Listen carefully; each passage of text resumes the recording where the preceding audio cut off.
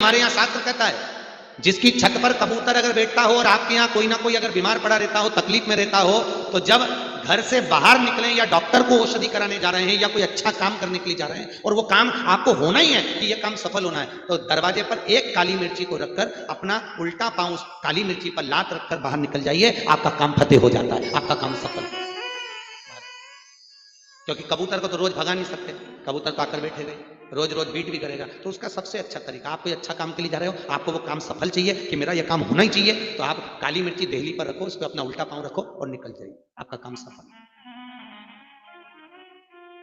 महाराज, सूर्य को 3 अर्घ होते हैं। एक लाल चंदन का अर्घ कार्य की सिद्धि के लिए सूर्य नारायण को दिया जाता है। एक काली मिर्ची के पानी का अर्घ, जब आप कोई एग्जाम में बैठ रहे हैं, कोई परीक्षा में बैठ रहे हैं और आपको उसमें उत्तीर्णता चाहिए या मेरा ये काम सफल चाहिए या अदालत में केस चल रहा है उसको निपटाना है, तो काली मिर्ची के जल से सूर्य को अर्घ दी जाती है, तो उस जल के अर्घ से व्यक्ति का काम तुरंत 1.5 महीने के अंदर सफल हो जाता है। काली मिर्ची के अर्घ का इतना प्रमाण। तीसरे नंबर पर है बेलपत्री के जल का अर्घ, सूर्य को दिया जाता है।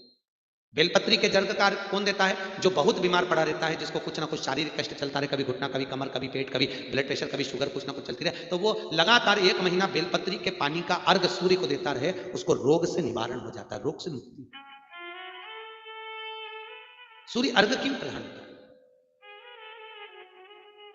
जैसे शंखों की प्रधानता होती है कि कौन सा शंख, हम आज कौन पूछा था कि कोई भाई पूछे थे कि हमारे बच्चे के दोनों कानों से सुनाई कम देता है, तो हमने एक ही बात कही, गणेश शंख आता है। शंख अलग अलग होते हैं, राक्षस शंख होता है, गणेश शंख होता है, विष्णु शंख होता है, दक्षिणमुखी शंख होता है, नारायण शंख, ब्रह्म शंख, शंख अलग अलग होते हैं। गणेश शंख के अंदर चांदी का सिक्का डाल दो, उसमें पानी भरकर रख दो, सुबह सुबह पानी, जिसको कम सुनाई देता है उसको आचमन कराओ, पानी पिलाइए, मात्र 15 दिन के अंदर श्रवण शक्ति बढ़ जाती है महाराज। उस बच्चों की जिनको सुनाई कम देता है उसको सुनना चालू हो, श्रवण शक्ति की प्रकार।